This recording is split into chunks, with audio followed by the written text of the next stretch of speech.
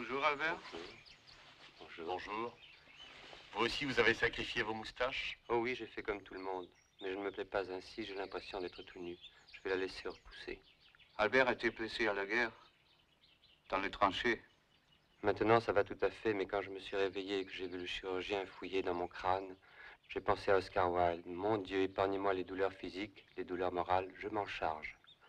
Ce qui est révoltant dans la guerre, c'est qu'elle prive l'homme de son combat individuel. Oui, c'est vrai, mais je crois qu'il peut quand même, en marge de la guerre, mener la sienne. Je pense à cet artilleur que j'ai connu à l'hôpital. En revenant de permission, il a rencontré une jeune fille dans le train. Ils se sont parlé entre Nice et Marseille. En sautant sur le quai de la gare, elle lui a donné son adresse.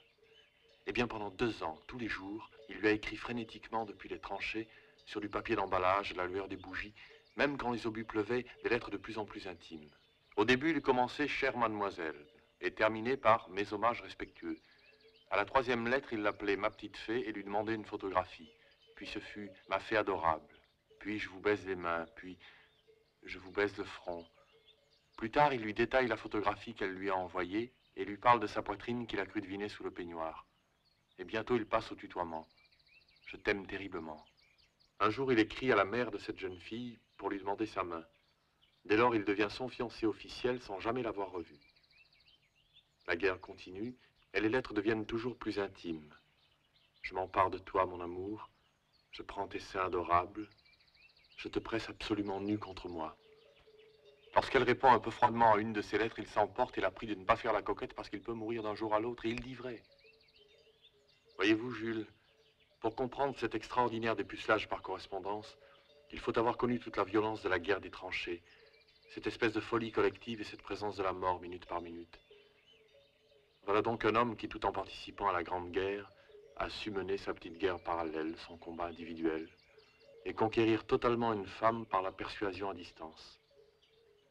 Quand il est arrivé à l'hôpital, il était comme vous, blessé à la tête, mais il n'a pas eu votre chance. Il est mort après la trépanation, la veille même de l'armistice. Dans sa dernière lettre à sa fiancée inconnue, il écrivait « Tes seins sont les seuls obus que j'aime. » Je vous montrerai une série de photos que j'ai de lui. En les regardant vite, on croit le voir bouger. C'est une belle histoire, Jim. Quand il était à la guerre, Jules aussi m'envoyait des lettres très belles. Bonjour Albert, vous avez terminé ma chanson? Montez, on va travailler ensemble. Albert, Albert, Albert! Albert! Voilà.